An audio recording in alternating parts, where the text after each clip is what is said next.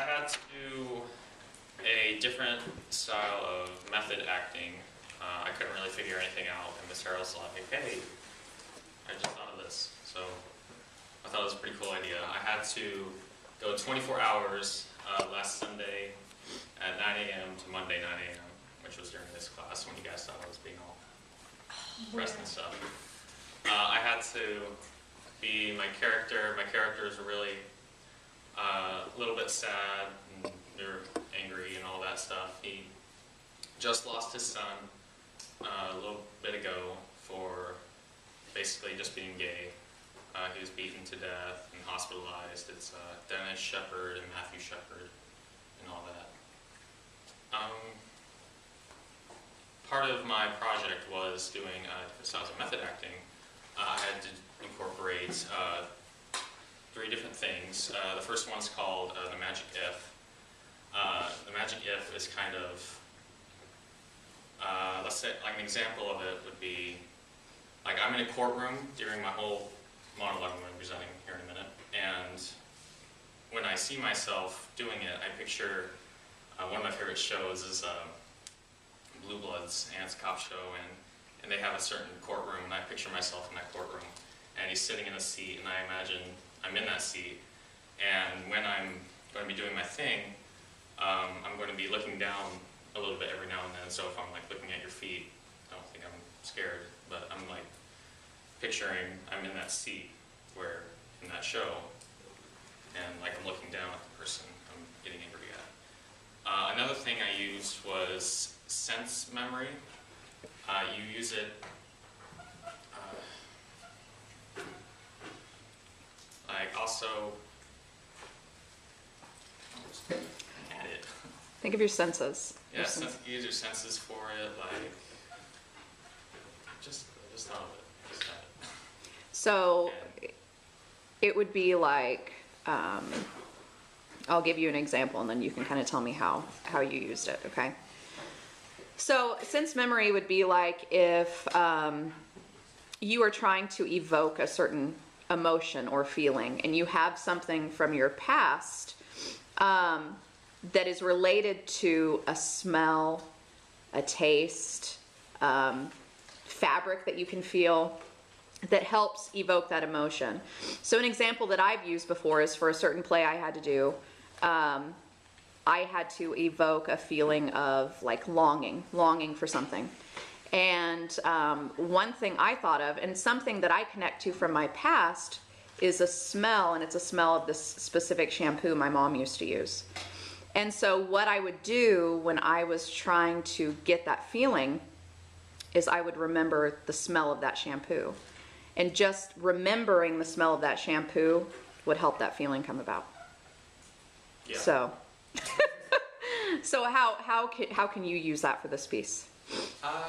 Well, like I said, my character's gonna be a little sad and upset throughout the whole thing. So, like something I might do when I'm sad, I tend to not look at people. I tend to look down a lot and put my hand on my face and I play with my hair a little bit. So when I do that stuff, I kind of trick myself into thinking, oh, I must be sad. Mm-hmm. So that's a good way to do it. And then another thing is emotional recall. It is basically what it sounds like. Again, because my character's son just died, obviously I haven't had a son that's died before, but I've had close relatives that have died. So I just think of that and how that affected me and how I felt, and I just use that in my piece a little bit. Nothing really else I can think of, so let's do it. Okay. Why don't you, before you start, just give them a little backstory on Matthew Shepard? Matthew Shepard was a teenage kid. He just a normal guy. He was about 20, and he finally came out to his parents that he was gay, and then he came out to, like, in college, and a bunch of people around him, like, I'm gay.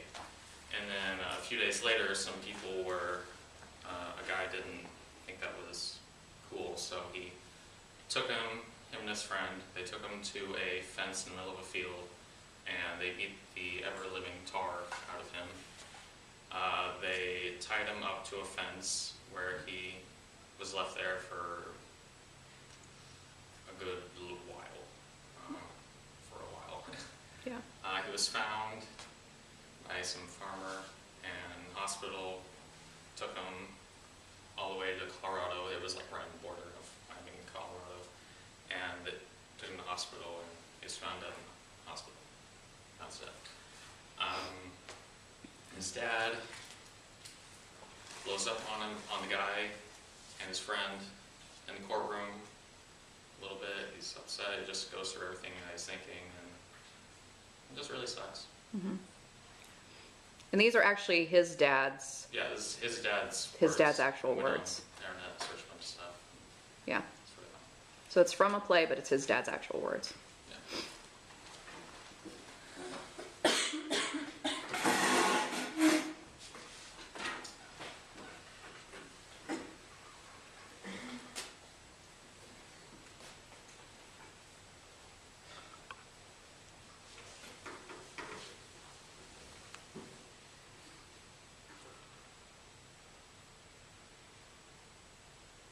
My son Matthew did not look like a winner. He was rather uncoordinated and wore braces from the age of 13 till the day he died. However, in his all too brief life, he proved that he was a winner. My son, a gentle, caring soul, was as tough as a hazard, tougher than anyone I have ever heard or known of. On October 6, 1998, Matthew tried to prove to the world that he could win again. On October 12, 1998, my firstborn son, my hero, lost. On October 12, 1998, my firstborn son and my hero, dead. 50 days before his 22nd birthday.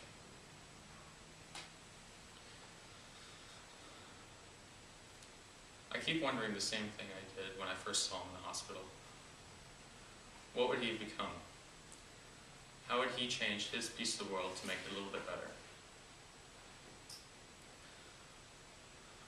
Matthew officially died on October 12, 1998, on a Monday at 12:53 a.m. in a hospital in Fort Collins, Colorado.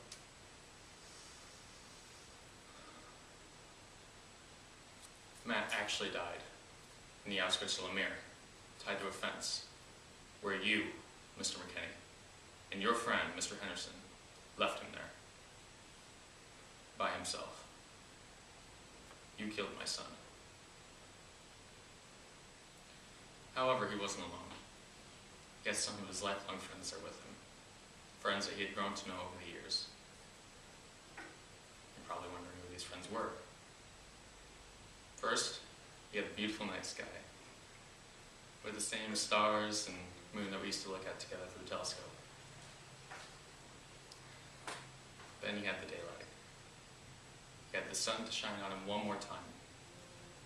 One more beautiful, cool, crisp autumn day. His last day. His last day alive in the state that he proudly called home. He had one more friend there with him. A friend that he had grown to know over the years in Sunday school. He had God. I feel better knowing he wasn't alone.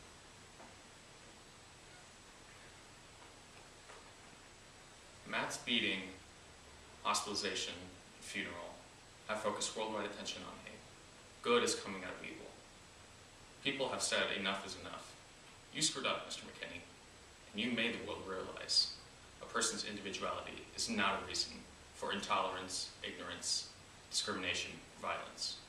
This isn't 1930s, 1940s, Nazi Germany. My son is dead because of your ignorance and intolerance. And I can't bring him back.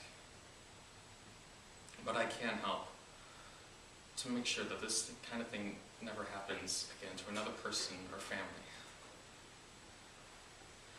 You have turned my son into a symbol against hate, and a symbol against people like you, and also a symbol to encourage respect for individuality. My son may be gone, but I'm proud to be able to say he was my son. Well, one more thing before I leave, Mr. McKinney, and this is why I'm up here today in front of you. Ever since Matt's beating and hospitalization, people have been wanting to know Judy and I's thoughts over the death penalty. Many right-wing conservative groups have quoted Judy to being against the death penalty. I, however, am in for the death penalty. Mr. McKinney, I would like nothing more than to see you die. However, this is a time to begin the healing process. A time to show mercy to someone who refused to show any mercy at all.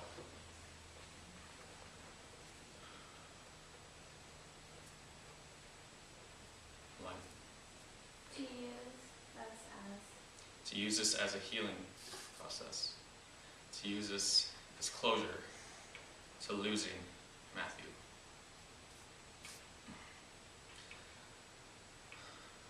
Mr. McKinney, I'm not doing this because of your family right behind you. If anything, that hardens my decision to see you die. But Mr. McKinney, I grant you life.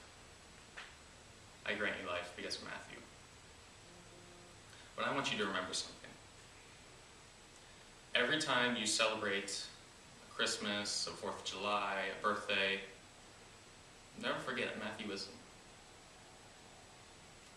Every time you wake up in your prison cell, I want you to remember that you had the ability to stop your actions at night. Every time you wake up and you see your cellmate and whatever he is about to do to you, I want you to remember that you had the ability to stop what you were doing.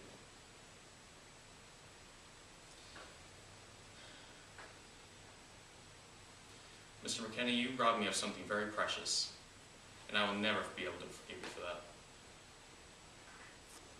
But Mr. McKinney, I grant you life, in the memory of someone who is no longer here. And I hope you thank Matthew every single damn day